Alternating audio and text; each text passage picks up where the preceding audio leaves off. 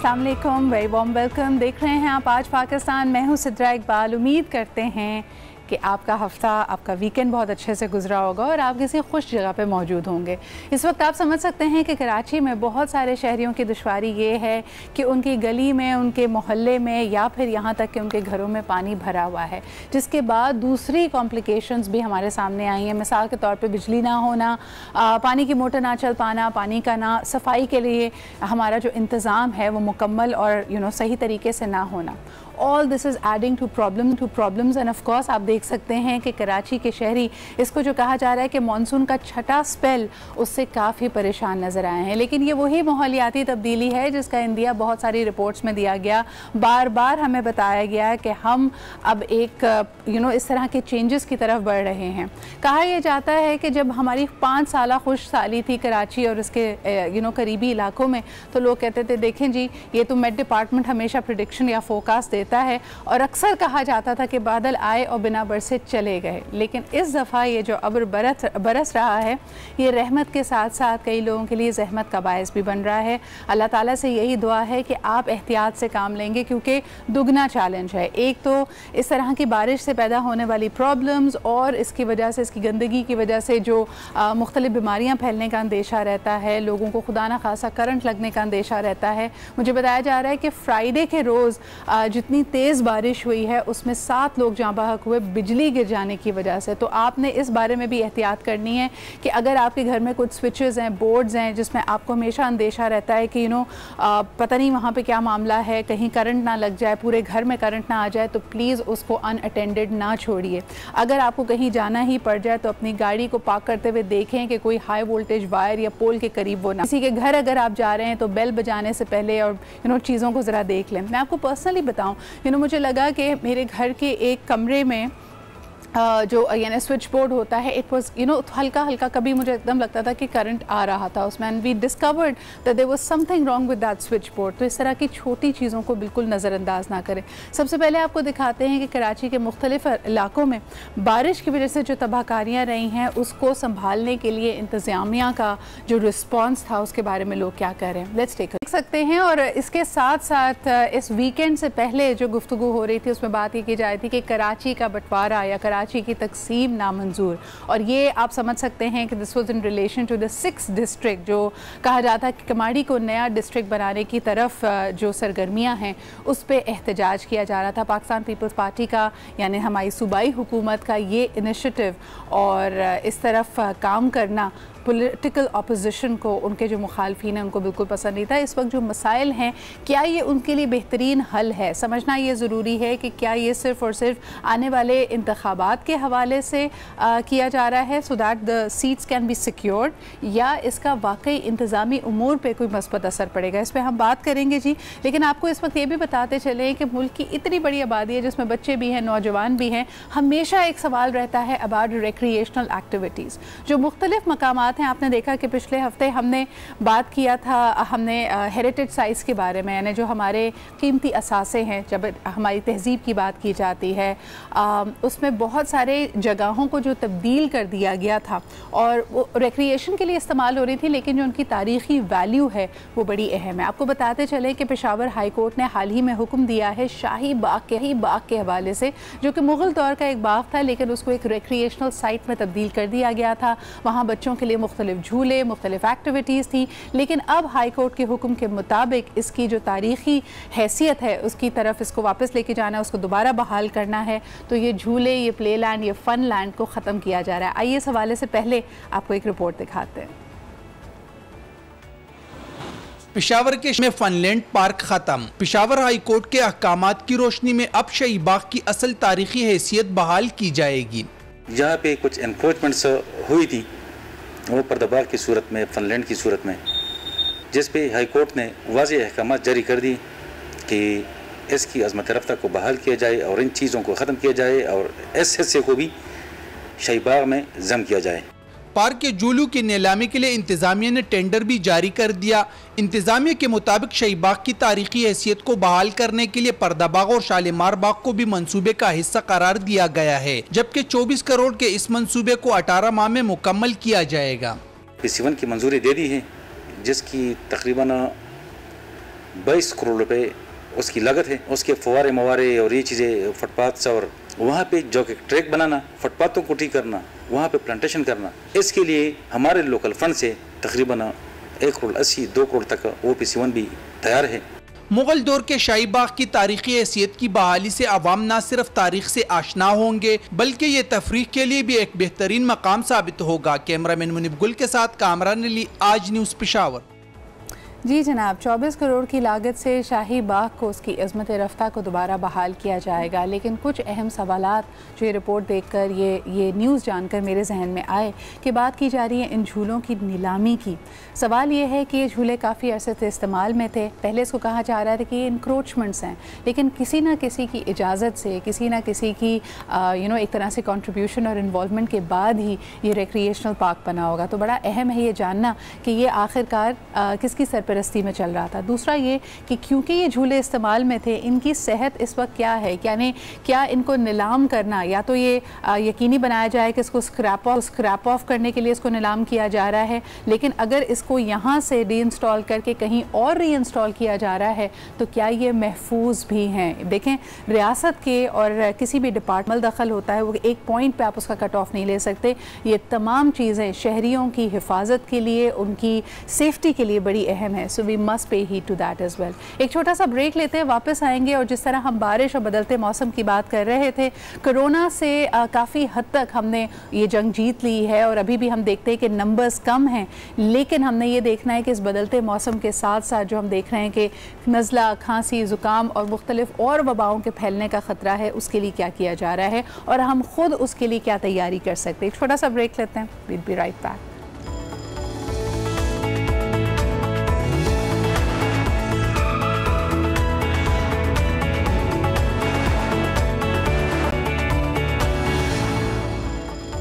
Welcome back. आप देख रहे हैं आज पाकिस्तान, और हम अक्सर मुश्किल में भागना शुरू कर देते हैं। कुछ लोगों को हम कहते हैं कि जी ये मुश्किलों से भागते हैं, और कुछ ऑन दी अदर हैंड अपने ख्वाबों, अपनी मंजिल की तरफ रवा दवा होते हैं। Which one of the two are you, ये बड़ा इंपॉर्टेंट सवाल है, लेकिन ख़ास तौर पे उन लोगों के लिए जो फिटनेस फ्रीक्स हैं या जिनको लगता है कि जी अब फिटनेस के ऊपर थोड़ी तवज्जो देना बहुत ज़रूरी है, तो हम आपके लिए आज एक ख़ास सेगमेंट लेके आए हैं। और इसमें सबसे बड़ी जो लोग कहते हैं कि हर्डल ये होती है कि वक्त नहीं निकलता। दूसरा, जितनी हमारी जो पर्सनल ट्रेनिंग जहाँ हम करना चाहते हैं या जिसके साथ करना चाहते हैं, जिस जिम में करना चाहते हैं, वो वसाइल हमारे पास नहीं है, वर्क वाइज भी, टाइम वाइज भी एंड मनी वाइज भी, क्योंकि ये बड़ा महंगा शौक समझा जाता है। But is that really true? Now you have alternatives. Quarantine के दौरान हमने देखा कि लोगों ने साइकिलिंग और इसके साथ साथ रनिंग भी ली। तो आज हम आपकी मुलाकात कराते हैं with a revolutionary idea in terms of Karachi, जहाँ हम देखते हैं कि संडे को रन डे करार दिया गया है। This is by of course born to run Pakistan. इसके चीफ ऑर्गेनाइज़र हैं जनाब सुहेल सरदार, जो हमारे साथ आज मौजूद होंगे, और इन्होंने बड़ा ज़बरदस्त काम ये किया है कि he is put together a family group of runners. यानी आप समझें कि ये एक फैमिली की तरह है। यू हैव टू एक्चुअली, अगर मर्द हज़रात इसमें शामिल होना चाहें तो वो एक इंटरव्यू देते हैं so that they are fit for the environment of the group. और इसमें ख़वातीन भी शामिल हैं, कोई एज की कैद नहीं है। जो लोग ये समझते हैं कि जी ये सारे बच्चों के खेल हैं, 20-30 की अगर आपकी उम्र हो तो आप ये कर सकते हैं। Suhail has actually train people who are above the age of 35 and 40 and now they are doing very well. तो आइए जानते हैं कि इस एक्टिविटी के लिए, जिसमें आपको कोई मेरे ख्याल में इक्विपमेंट की ज़रूरत नहीं है, कोई महंगी जिम मेंबरशिप की ज़रूरत नहीं है, क्या वजह है कि हम कम लोगों को इसमें देखते हैं। अस्सलाम वालेकुम सुहेल जी, क्या हाल चाल है आपके? Good morning to you. Thanks for inviting me. भागते आए हैं यहाँ पे भी, बस मौका मिल जाए तो भाग भी लेते हैं। Sohail, every morning do you run or is it like a weekend activity for you? देखिए, every Sunday morning 5:30 we gather. Okay. और we start the run in a group. 5:30 बजे जी। अलग सुबह तहज्जुद पढ़ के आ जाते हैं। 80-100 लोग होते हैं। Wow. Females, kids, parents, मतलब everything. और फिर वेडनेसडे को हमारा पार्क रन होता है जमजमा पार्क में, वहाँ पे I give free training to people. मुझे ये बताएं कि when you say train to run, छोटे बच्चे यानी जैसे चलना शुरू कर देते हैं उसके बाद हम देखते हैं कि वो भागते हैं, but eventually in adolescence something happens कि हम लड़कियों को ही कहना चाहते थे लड़कियां भागती नहीं हैं, लड़के भी वो भागते हैं जो एथलेटिक होते हैं, जो स्पोर्ट्स में होते हैं, वरना हम प्रेफर करते हैं। बल्कि आजकल तो पेरेंट्स की सबसे बड़ी मेरे ख्याल में नाराज़गी ये है कि बच्चे भाग दौड़ नहीं करते, खेल कूद नहीं करते, टीवी के सामने रहते हैं। आपके ख्याल में what happened, when did we stop running? देखें हर इंसान के अंदर ना, चाहे वो मेल हो, फीमेल हो, किड्स हो, एक वीक बंदा बैठा होता है। हाँ। जो आपको बोलता है आपसे कुछ नहीं होगा, आपसे कुछ नहीं होगा, मैं वो निकाल के बाहर फेंक देता हूँ, दैट्स इट। सही। तो हर बंदे के रन कर सकता है, चाहे उसका एज 15 हो, 10 हो, 50 हो, तो इट डजंट मैटर। सारा जो गेम है वो माइंड का है, माइंड का गेम है। मुझे बताएं कि आम तौर पे ख़वातीन भी और मर्द हज़रात भी ये समझते हैं कि अगर वज़न बहुत ज़्यादा है या अगर वो बहुत ज़्यादा एक्टिव नहीं रहे हैं तो मुश्किल होगा, पेन्स होंगी। When you start training with a person जिसकी उम्र समझे 30 साल से ऊपर है और उसने कभी कोई इस तरह की एथलेटिक एक्टिविटी नहीं की, कितना अर्सा लगता है उसका स्टेमिना बिल्ड करने में, उसको ट्रेन करने में? 2 days। 2 days? यस। अच्छा, और इसमें कितनी कड़ी मेहनत होती है? देखिए मेहनत सारी मेरी होती है, मैं आपको कॉन्फिडेंस देता हूँ किसी भी बंदे को, उसके अंदर से वीक बंदा निकालता हूँ, फिर उनको बताता हूँ कि हाउ टू रन, पोस्चर के साथ, फॉर्म के साथ, तो आपको नीज इंजरी कुछ भी नहीं होगा, नथिंग। तो जब एक नॉर्मल बंदे को ये पता लगता है कि यार वो तो चैम्पियन है, तो फिर उससे बड़ा चैंपियन को बन नहीं सकता। अच्छा, मैं देखती हूँ इंटरनेशनली बड़े मुख्तलिफ ट्रेंड्स सुहेल आए हैं, तो मैं जानना भी चाहूँगी कि जैसे हमारे यहाँ तो आई एम श्योर कि पेवमेंट्स और डर्ट ट्रैक्स और पार्क्स उस तरह से नहीं है, तो हमारे यहाँ जब आप ये फील्ड रन या जैसे आप संडे के संडे मेरे ख्याल में रमाडा क्रीक के पास आप लोग मिलते हैं और वहाँ से आप लोग भागते हैं। इंटरनेशनली मैं देखती हूँ कुछ लोग नंगे पैर भागने को कहते हैं, कुछ लोग बिल्कुल उनके शूज़ भी ख़ास किस्म के होते हैं जो बहुत पतले होते हैं, so that it is very close to your nature कि आप कैसे भाग रहे हैं। ऑन दी अदर हैंड अगर मैं पाकिस्तान में देखती हूँ तो वो चाहते हैं कि शॉक एब्जॉर्बर ही पहन के पैर में भागें कि पता ना चले कि हम भाग रहे हैं। देखिए इसमें एक्सपेंसिव शूज़ डजंट मैटर, ठीक है। जैसे मैंने अभी लास्ट वीक रन किया था, विदाउट शूज़ किया था 5 किलोमीटर, तो आपकी फॉर्म और पॉस्चर ठीक होने चाहिए। शूज़ ठीक है, मतलब लोगों के शूज़ कई लोग अफोर्ड भी नहीं कर सकते, इट्स टू एक्सपेंसिव, तो शूज़ डजंट मैटर। आप घर से बाहर निकलेंगे, दैट इज़ मैटर। हाँ, जैसे आप बचपन में देखे जब हम स्कूल में थे और पीटी पीरियड आता था, it didn't matter, you didn't have to buy Nike के शूज़। आपके जो साफ white tennis shoes, Bata service जिंदाबाद, सारे बच्चे वही पहनते थे और आपके बेहतरीन एथलीट्स वही पहनकर उसी में ट्रेन करके आगे निकलते थे। तो it's not an expensive activity. Sohail, एक और चीज़ जो लोगों के जहन में आती है, क्योंकि आपकी running close to sea view area है, एक जहन में ख्याल है लोगों का कि ये पॉश इलाका है, वहाँ पे एक्सेप्टेंस ज़्यादा है, वहाँ पे फैमिलीज़ भी अलाउ करती हैं, ख़वातीन को भी मसला नहीं है। Is that really true? What about the शहर के जो मुख्तलिफ और इलाके हैं, वहाँ से आपने इंटरेस्ट देखा है, कोई आपके साथ शामिल होना चाहता हो? देखिए मोस्टली आपको बात बताऊँ कि मोस्टली जो लोग मेरे से आते हैं DHA के बाहर से ही आते हैं। अच्छा। यस, बिकॉज देखें एक फैमिली एनवायरनमेंट है, ठीक है, तो उसमें से फीमेल्स हैं, पेरेंट्स हैं, बच्चे हैं, तो जो मतलब एक कि लोग संडे का वेट करते हैं, क्योंकि एक रनिंग फैमिली कम्युनिटी बन गई है, लोगों की अच्छी अंडरस्टैंडिंग्स हो गई है। तो मोस्टली लोग जो है DHA के बाहर से आते हैं। डजंट मैटर, देखें अच्छा रनर तो लाजमी नहीं पोस्ट से बने, कहीं से बन सकता है। आपने एक तब्दीली देखी है? आपको लगता है कि लोग अब ज़्यादा मेरे ख्याल में इस बारे में कॉन्शियस हो गए हैं कि वो जो हमारे यहाँ एक आम ख्याल था कि 40 के बाद ज़िंदगी ख़त्म, 45 के बाद ये करेंगे तो लोग कहेंगे कि भाई ये क्या हो गया आपको, ये तो आपकी एज को सूट नहीं करता, क्या आप लोग उसको चैलेंज करने लगे? देखिए मैं आपको एक बात, आप जितने भी ऑल ओवर द वर्ल्ड देख लें टॉप सेलिब्रिटी हैं, दे आर 50+, तो आप 40 होके 50+ को फॉलो कर रहे हैं, तो आप क्यों नहीं अच्छे बन सकते? बिल्कुल बिल्कुल, सिंपल इज दैट। सो अच्छा, मुझे बताएं कि क्योंकि जो लोग अब आपको देख रहे हैं और इंटरेस्टेड हो रहे होंगे आई एम श्योर इस एक्टिविटी में, तरीक़ाकार क्या है आपको कांटेक्ट करने का, इस ग्रुप में शामिल होने का? Is it full to capacity, apply करना पड़ता है? और सबसे इम्पोर्टेंट, पैसे, यानी क्या expensive to be a part of this? देखिए पहली चीज़ मेरा स्लोगन है कि some people love to spend, some people love to earn, Sardar is born to run, not born to earn. अच्छा, दिस इज माई स्लोगन, ठीक है। देयर इज नो कैश, कोई ट्रेनिंग के चार्जेस नहीं है, कोई रनिंग के नहीं है, all free.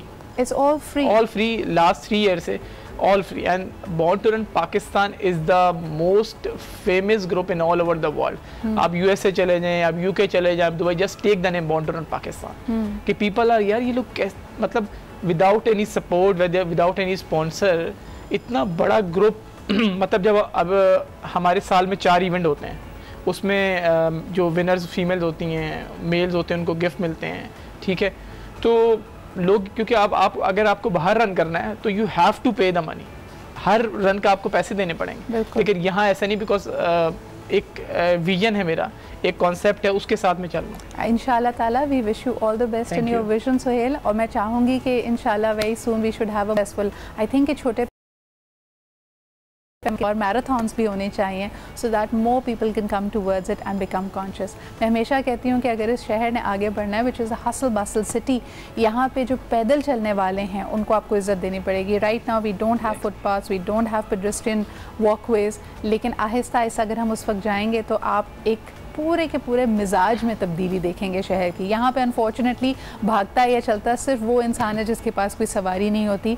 Let's change that. Thank you so much Sohail for being here. लेते हैं जी एक छोटा सा ब्रेक, वापस आएंगे और फिर बात करेंगे वबाई अमराज की और सूरत हाल क्या है पूरे शहर में। Let's stay on track and come back right after this break.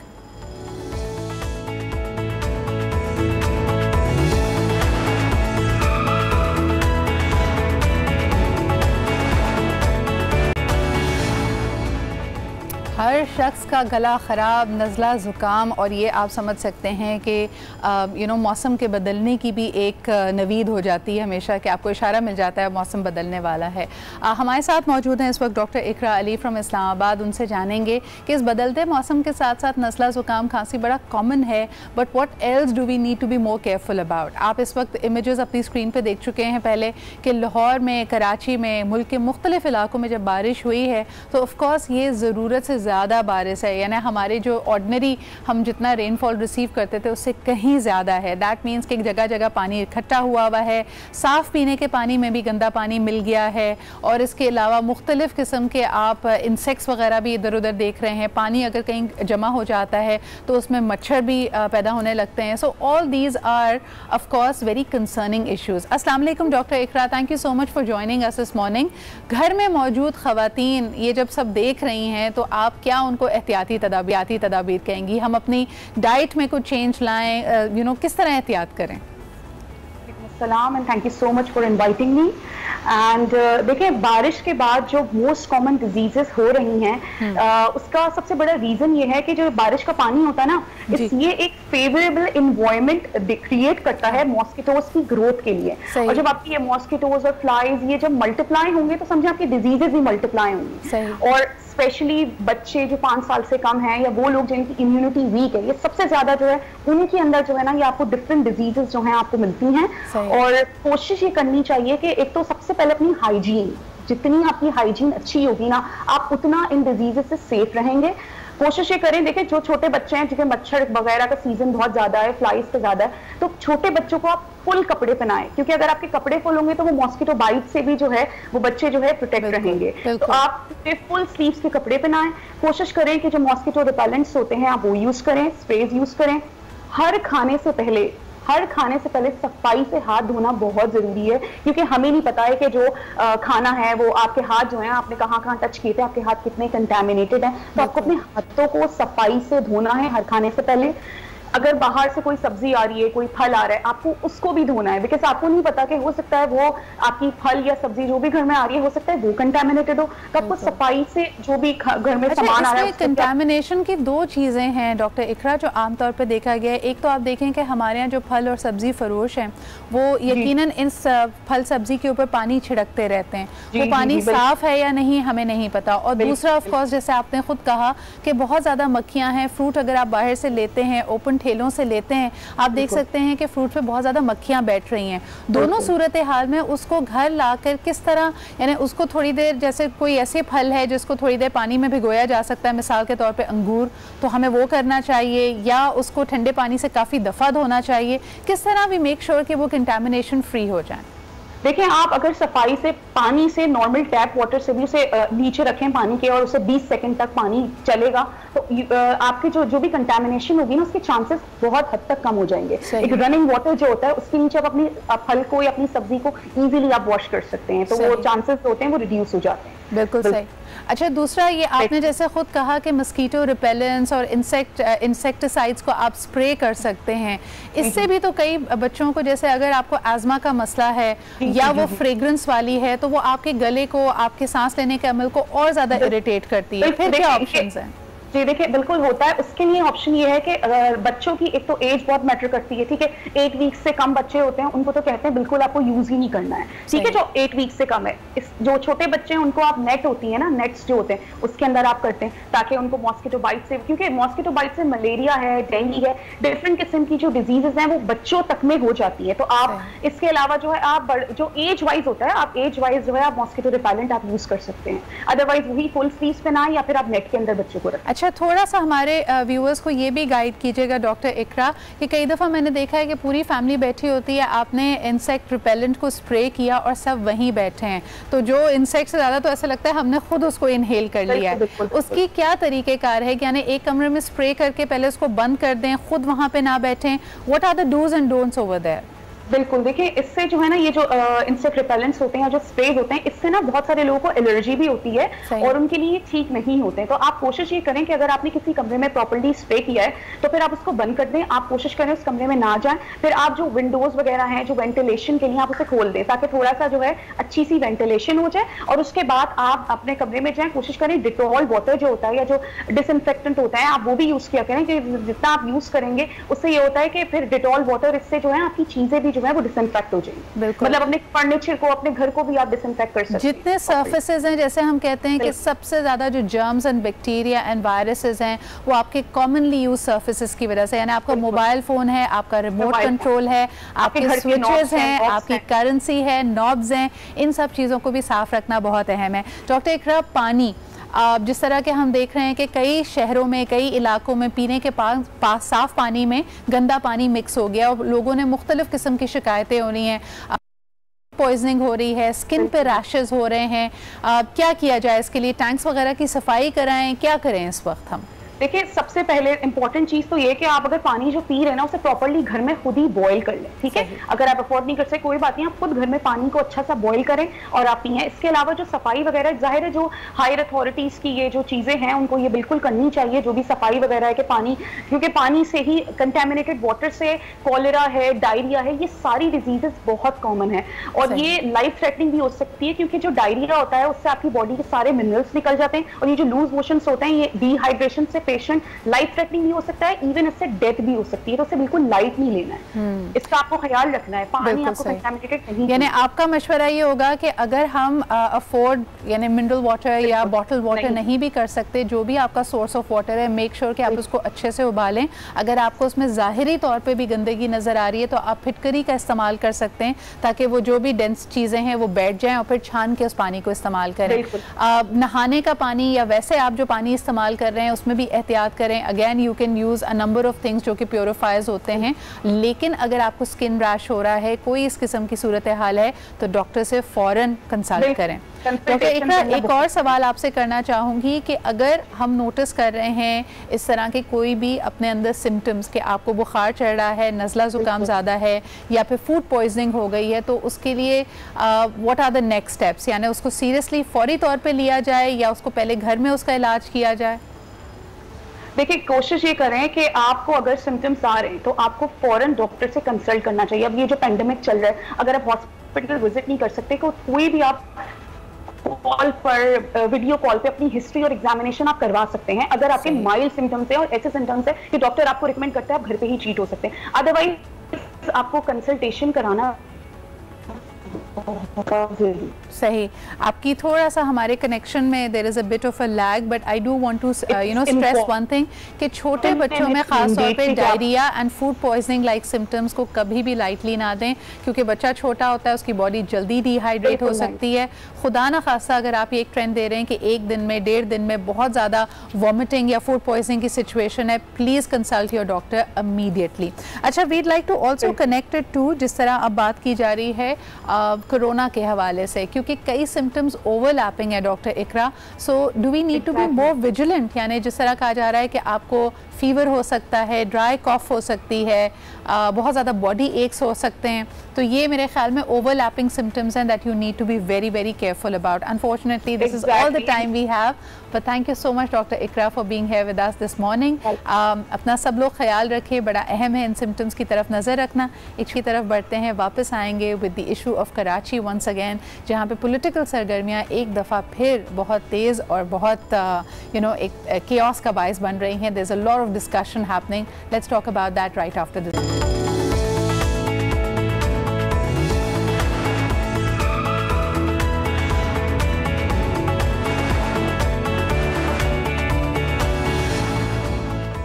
Welcome back after the break. आप देख रहे हैं आज पाकिस्तान और यकीनन बात आज हमने करनी है कराची के मामले पे. इस वक्त आप शहर में जगह जगह पोस्टर्स देख रहे हैं कि कराची की तकसीम और कराची में ये जो डीलिमिटेशन और छठा ज़िला बनाने की बात की जा रही है वो नामंजूर. क्या वजह है? पाकिस्तान पीपल्स पार्टी का कहना है कि पिछले अदवार में भी ऐसा होता रहा है, लेकिन जब हम करते हैं तो ज़्यादा शोर शराबा करती है मुखालफिन. इस इशू को समझने के लिए सबसे बारे में दिखाते हैं आपको एक रिपोर्ट और फिर गुफ्तगू को आगे बढ़ाते हैं. Let's take a look.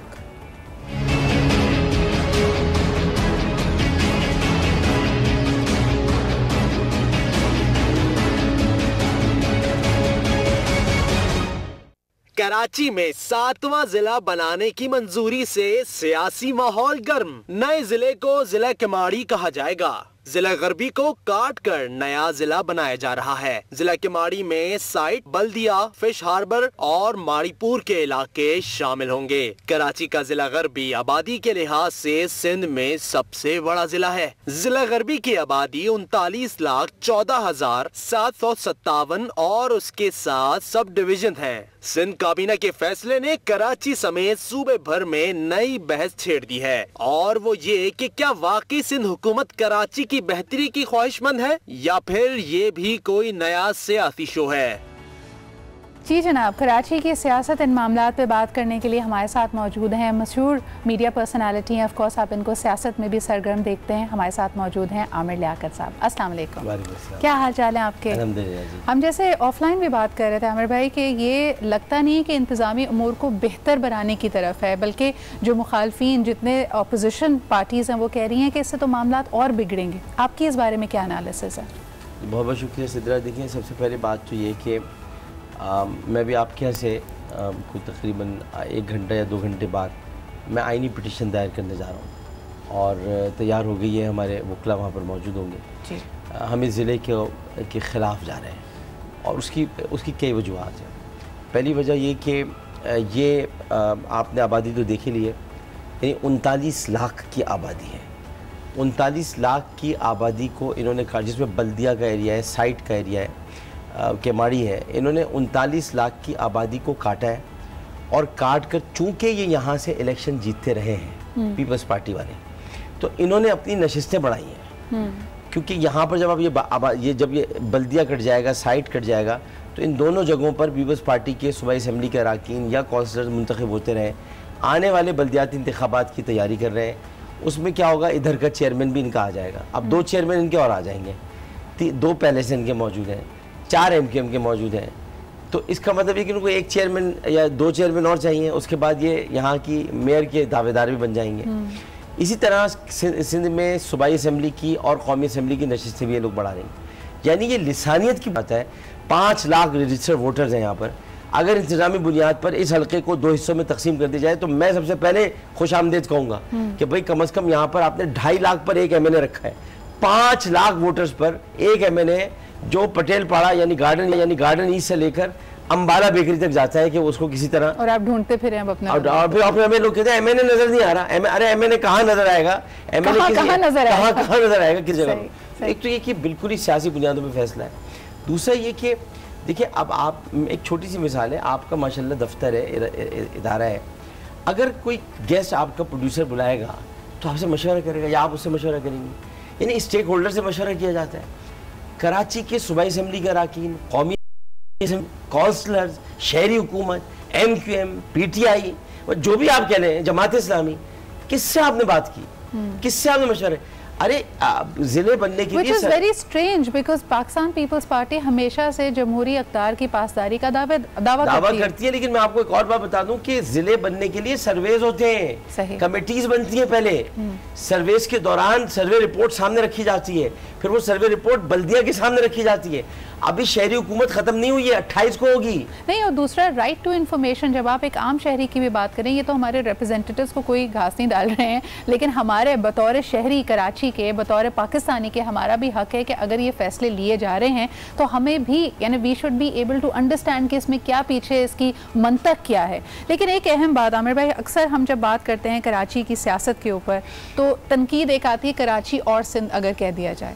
ये कराची सिंध में जम है, इसके मसाइल, यानी जो एक तरीक़ेकार या जो एक पॉलिसी या एक फ्रेमवर्क आप पूरे सिंध के लिए लाते हैं या लार्जर सिंध के लिए लाते हैं, वो कराची में लागू नहीं हो पाती। ये बात हमारी इंतज़ामिया को, सूबाई हुकूमत को समझ क्यों नहीं आती? नहीं तो फिर तो देखिए ना, नवाब शाह, लाड़काना इससे ज़्यादा अबतर और बुरी हालत के अंदर है। लाड़काना और नवाब शाह के मेडिकल कॉलेज तो जाके देख लें, आप हैरान रह जाएंगे वहाँ मेडिकल कॉलेज देखकर। वहाँ की तो मेडिकल कॉलेज के बिस्तर, यानी जो अस्पताल वहाँ से मुंसलिक है, वो सड़कों पर पड़े हुए हैं। मैं ये कह रहा हूँ कि देखिए इससे लागू नहीं हो पाते। एक तो कराची 1 यूनिट जब तोड़ा गया था तो कराची सिंध का हिस्सा नहीं था, 1971 1 यूनिट, और इसी तरह से बावलपुर भी हिस्सा नहीं था। बावलपुर को अलग कर दिया गया था और कराची को अलग कर दिया गया। फिर बावलपुर को शामिल कर दिया गया पंजाब में, कराची को शामिल कर दिया गया सिंध में। यानी कराची सिंध में शामिल हुआ है 1971 में, 1 यूनिट जब तोड़ा गया है तब ये शामिल हुआ है। उससे पहले कराची की एक अलग इंतज़ामी हैसियत थी और हालत थी। अब यहाँ से मैं तो नहीं कर रहा ये मुतालबा, मैंने तो आपके सामने बैठ के नहीं कहा हमें तो वही कराची दे दो। मैं कह रहा हूँ लेकिन जो कराची है उसको तो तबाह मत करो, जो अब बच गया है। हम तो कहते हैं कराची चले सिंध का हिस्सा है, बिल्कुल है, सूबा है, सिंध हमारी माँ है, कराची उसका बच्चा है। तो आप ये क्या करने पर तुले में, आप क्यों नफरत किया, आप क्यों ये सोचने पर मजबूर कर रहे हैं कि कराची कभी सिंध का हिस्सा नहीं था? ये आप इसी वजह से सोचने मजबूर कर रहे हैं कि आप और बजाय इतने सालों में महरूमियों को एड्रेस करने के, देखें एक चीज़ आती है कि कोटा सिस्टम लगाया गया, उसकी एक मुद्दत थी, आज दिहाइयाँ गुजर रही हैं, उसको आप रिपील नहीं कर रहे। एक आम आदमी, एक कराची का शहरी ये सोचने पे मजबूर है कि चाहे पोर्ट की इंतज़ामिया देख लें, चाहे मेडिकल कॉलेजेस देख लें, चाहे हमारी पुलिस देख लें, क्या कराची का शहरी किसी भी पोजीशन पर सर्व करने का अहल नहीं है? यानी उसके अंदर वो टैलेंट ही मौजूद है कि अपने शहर को कर सके। वालों को तो आप जान से मार दें, उन्हें ख़त्म कर दें, ये मुल्क की मईशत का पहिया नहीं चलने देते, ये इस मुल्क में है ही क्यों? मैं तो कहता हूँ एक दफ़ा कराची पे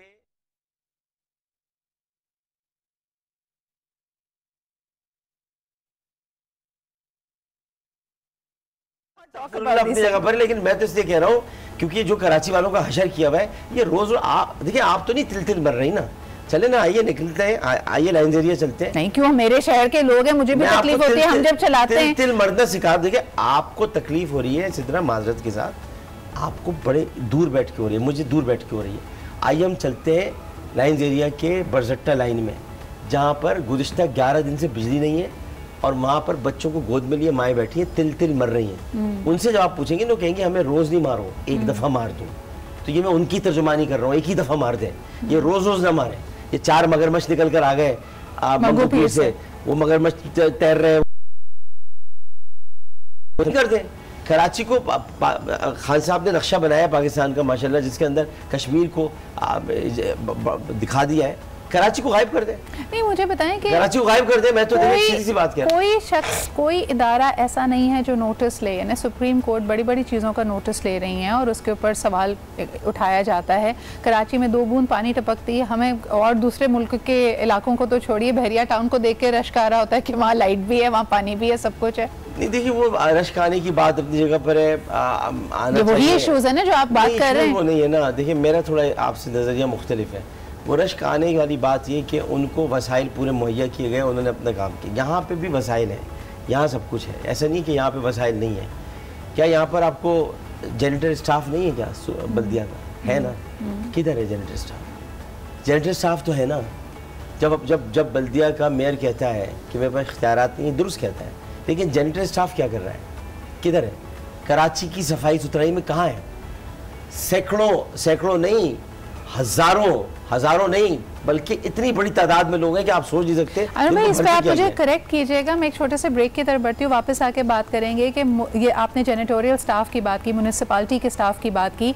हमारे यहाँ माशाल्लाह लोग बड़ी तादाद में भर्ती हैं कि किसी भी महकमे का, किसी भी डिपार्टमेंट का 80% बजट सिर्फ और सिर्फ तनख्वाहें देने में जाता है। लेकिन फिर ये तनख्वाह देने के बाद, जिसको हमारे वज़ीर आला डिफेंड भी करते हैं कि जी महंगाई बढ़ी है तो किसी और सूबे ने किया हो ना किया हो, हम उनकी तनख्वाह भी थोड़ी सी बढ़ाएंगे, बिल्कुल हक है उनका। का, लेकिन फिर क्या कोई सवाल करने वाला नहीं है कि जब तनख्वाहें भी हैं, लोग भी हैं, तो सफाई का इतना बुरा हाल क्यों है? Then should you not be thinking कि लोगों को तनख्वाह तो दे रहे, लोगों की भर्तियां अपनी जगह, लेकिन जिस चीज़ से उसने सफाई करनी है ना उसके पास औजार मौजूद है ना गाड़ियाँ मौजूद हैं, तो फिर क्या किया जाए? ये वो सवाल आता है जिस पर बात करनी अहम है। और फिर हम इस ज़िले की जो मनसूबाबंदी की जा रही है उस पर भी बात करेंगे एक छोटे से ब्रेक के बाद।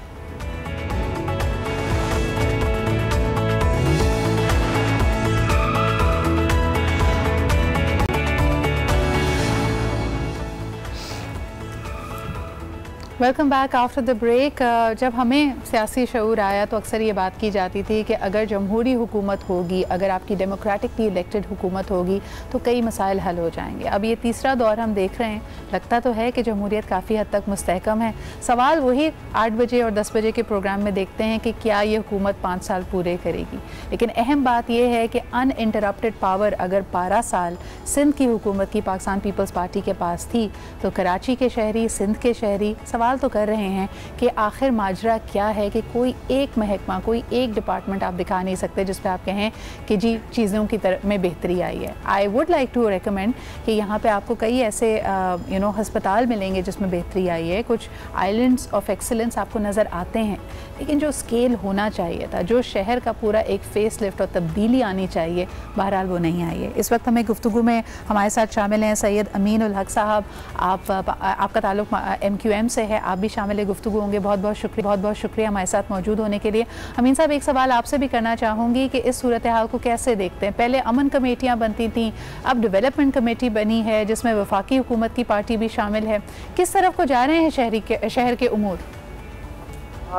देखिए, मैं समझता हूँ कि वफाक हमेशा इस बात की निशानदेही करता चला आ रहा है कि सिंध और बिलखसूस कराची को मुसलसल 12 साल 13 साल से नजरअंदाज किया जा रहा है, और हर अमल जो सिंध हुकूमत का है वो ऐसा महसूस होता है कि शहरी सिंध की दुश्मनी के उस पर उठाया जा रहा है। आपके सामने अभी 4 दिन पहले, 5 दिन पहले आपने देखा केमाड़ी जिले के बारे में बात की गई, और मैं समझता हूँ कि मेरा दोस्त आमिर लियाकत कराची का बेटा है, इसने भी अच्छी बात की, और PTI की पॉलिसी भी है कि केमाड़ी को जिले के खिलाफ बात की।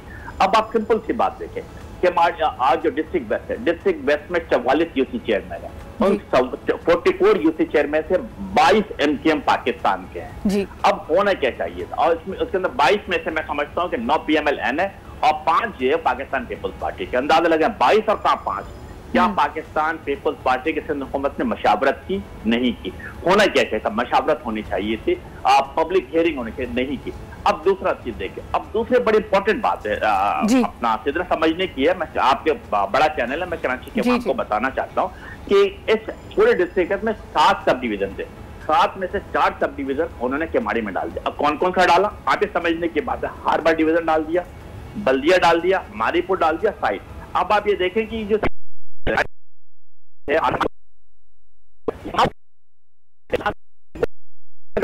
और जिला को छोड़ दिया, जिससे कहते हैं कि न्यू औरंगी के नाम से जिला बनाएंगे। इसमें क्या औरंगी टाउन पाकिस्तान की सबसे बड़ी, पाकिस्तान नहीं बल्कि एशिया की सबसे बड़ी कच्ची आबादी, उसके साथ है मोमिनाबाद में आधा औरंगी टाउन है, वो भी पाकिस्तान की सबसे बड़ी कच्ची आबादी, और उसके साथ सरजानी टाउन।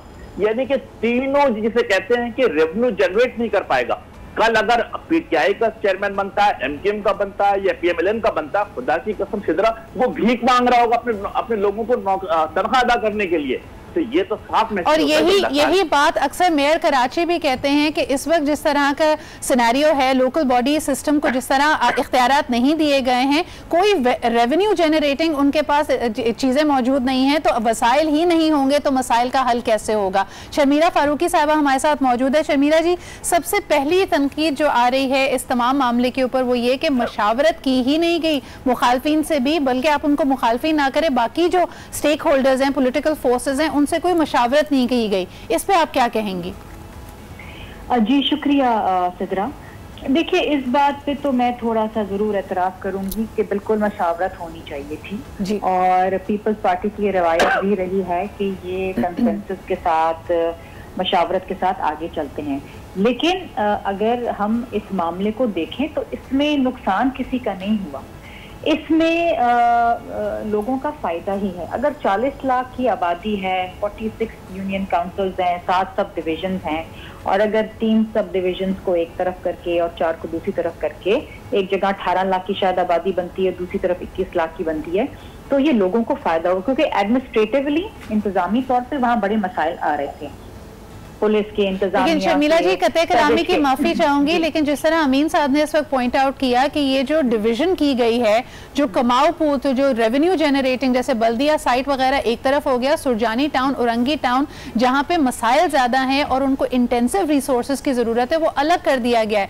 तो ये तो एक तो मुश्किलात में मजीद इजाफा नहीं करेगा इसमें एडमिनिस्ट्रेटिवली, सिवाय इसमें पॉपुलेशन आर्ग्यूमेंट के कि 18 लाख एक तरफ, 21 लाख एक तरफ, कोई और इसकी जस्टिफिकेशन नजर नहीं आती, कोई और इसका फायदा नजर नहीं आ रहा लोगों को। देखिए सिद्रा, अगर इन दोनों इजला को इंटैक्ट रखने से मसाइल हल होते तो हम शायद ये ना करते, लेकिन मैं तो खैर इस तरह नहीं सोचती कि ये कमाऊ पूत है और वो कमाऊ पूत नहीं है। लेकिन मैंने कहा ना, हमने कोई भी 7 सब डिविजन तोड़े नहीं है, हमने 3 को एक तरफ किया है, 4 को एक तरफ किया। इसमें लोगों के मसाइल हल ही होंगे, जाहिर बात है 2 DMCs आएंगे, एक इस तरफ का और एक उस तरफ का, और लोगों के मसाइल ही हल होंगे।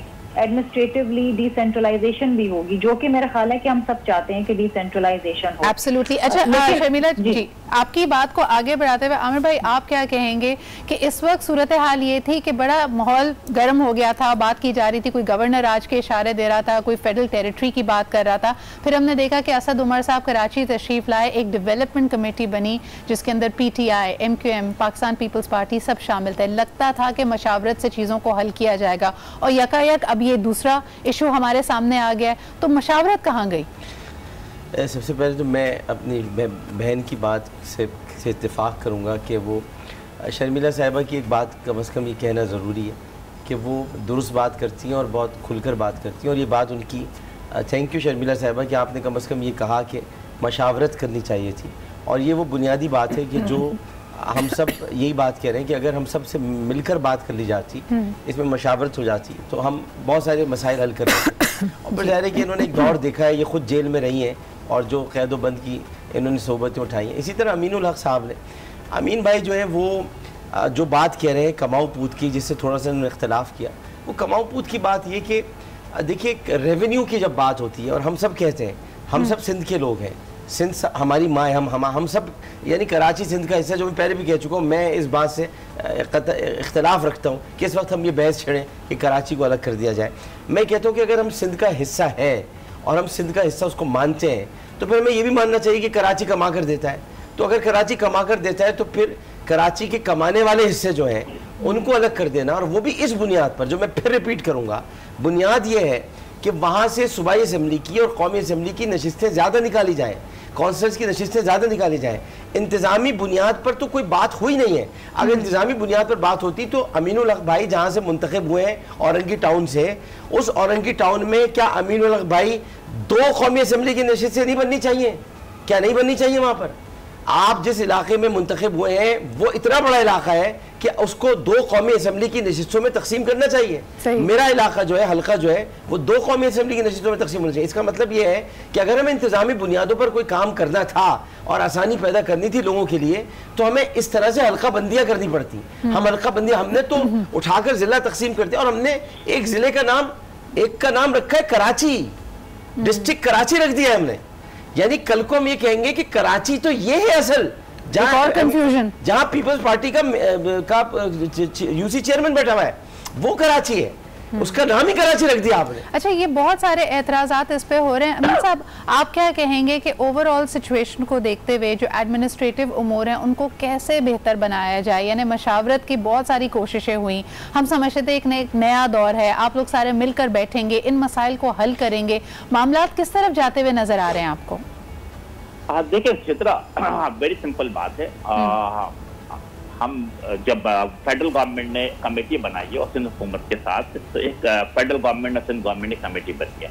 हमारी ख्वाहिश ये थी कि हम इस पर कोई इख्तलाफी बात ना करें, और हमने की भी, नहीं भी किए, और कोशिश है कि कराची के एडमिनिस्ट्रेटिव मामला को बेहतर किया जाए। और इसके लिए हमने 6 कंपोनेंट को चुना है। कि एक पानी के मसाइल कैसे हल किए जाए, सीवरेज का मसला जो कराची का बड़ा भयानक तरीन मसला, उसके लिए बात की गई है। ट्रांसपोर्ट के हवाले से बात की गई है, सॉलिड वेस्ट मैनेजमेंट की बात की गई है। इसी तरह जो मेन रोड के साथ साथ इस दफा पहली दफा इस कंपोनेंट को भी शामिल किया गया है कि मेन रोड के साथ साथ अंदरूनी सड़कों को भी बेहतर किया जाए। इसके लिए क्या तरीकेकार रखा जाए, इसके लिए फेडरल गवर्नमेंट जिसे कहते हैं खुले दिल और खुले जहन के साथ सिंध गवर्नमेंट के जिसे कहते हैं हेल्प आउट करने के लिए, उनकी मदद करने के लिए तैयार है।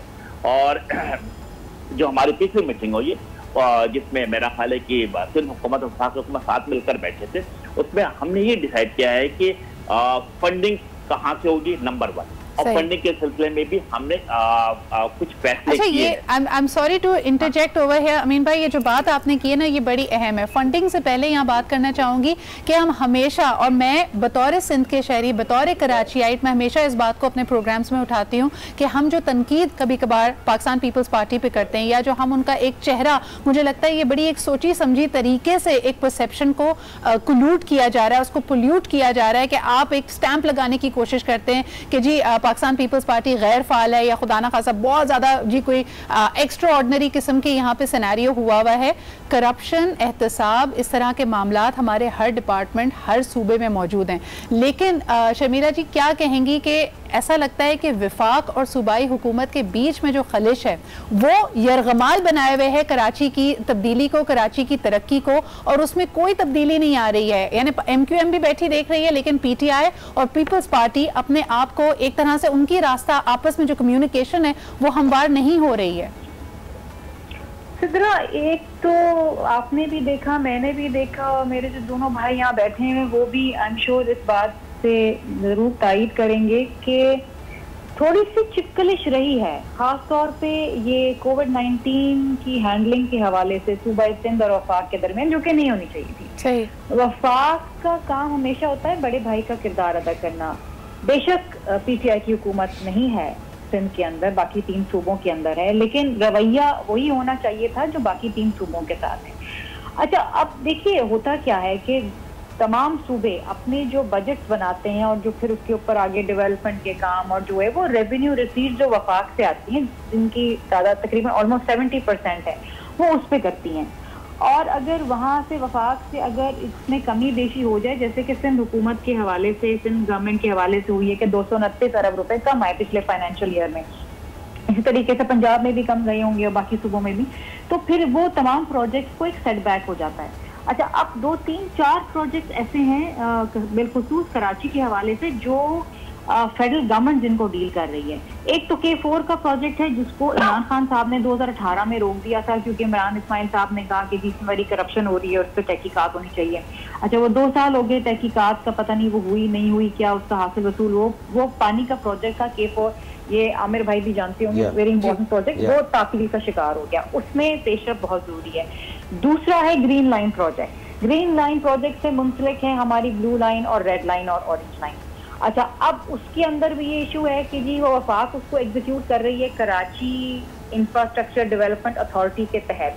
बजट में उसकी यूटिलाइजेशन दिखा दी गई है ऑलमोस्ट 80%, लेकिन ऑन ग्राउंड हमें कोई ऐसा खास पेशरफ नजर नहीं आई है। सही। दूसरा इंपॉर्टेंट प्रोजेक्ट है रिकंस्ट्रक्शन ऑफ मंगो पीर रोड। उसमें भी बजट में यूटिलाइजेशन दिखा दी गई है, लेकिन ऑन ग्राउंड नजर नहीं आया है। और फिर तीसरे जो बहुत इंपॉर्टेंट प्रोजेक्ट है वो है KMC की फायर फाइटिंग स्कीम।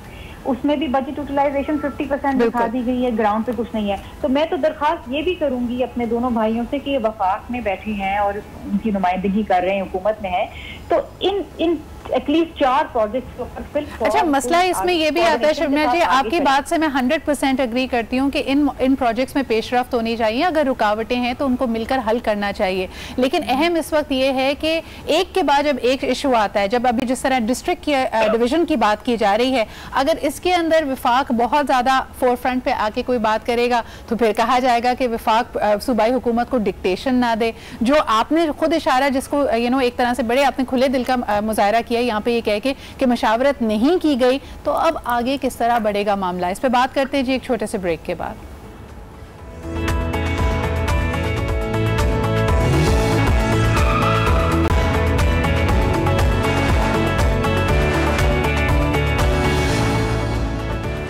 जी जनाब, तो हम अंदाज़ा लगा सकते हैं कि कुछ मामलात में, जैसे शर्मिला जी ने भी कहा कि शबकलिश मौजूद है वफाकी और सूबाई हुकूमत के बीच में, बच्चा बच्चा जानता है, लेकिन इसको दूर कैसे किया जाए। अमन कमेटी इसका हल है, मशावरत होनी चाहिए, लेकिन अहम मामलात पे मशावरत हो नहीं रही।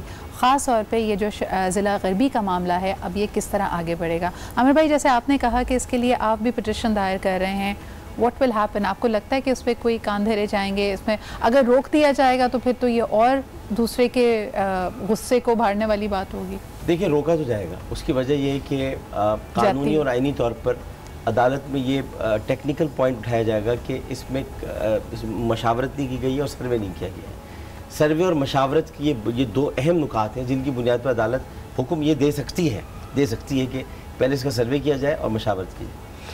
हो सकता है चपखलिश बढ़े, लेकिन मैं चपखलिश बढ़ने नहीं देना चाहता। मैं ये चाहता हूँ कि एक तरफ ये पिटिशन दायर हो।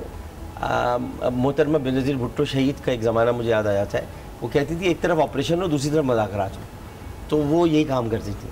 तो मेरा भी कहने का मकसद ये कि ये आइनी तौर पर हम अपना काम करते रहें, दूसरी तरफ मुज़ाकरात करें, हम बातचीत करें। देखिए, इसमें मैं दावत देता हूँ पाकिस्तान पीपल्स पार्टी को, मैं उनसे कहता हूँ कि पाकिस्तान तहरीक इंसाफ के एक ज़िम्मेदार रुकन कौमी असम्बली की हैसियत से, वो रुकन कौमी असम्बली जिसका इमरान खान से भी रब्ता है, इससे वो आदमी आपसे रिक्वेस्ट करता है कि आप मुझसे बात कर लें। मैं आपसे बात करने को तैयार हूँ। हमारे अली जैदी साहब है, फैसल वाडा है, कराची के और अरकान कौमी असम्बली, फिरदौस शमीम नकवी हैं, आप इन सब के साथ बैठकर हम मिलकर बात कर लेते हैं। ये कमेटी शमेटी खेलना छोड़ दें।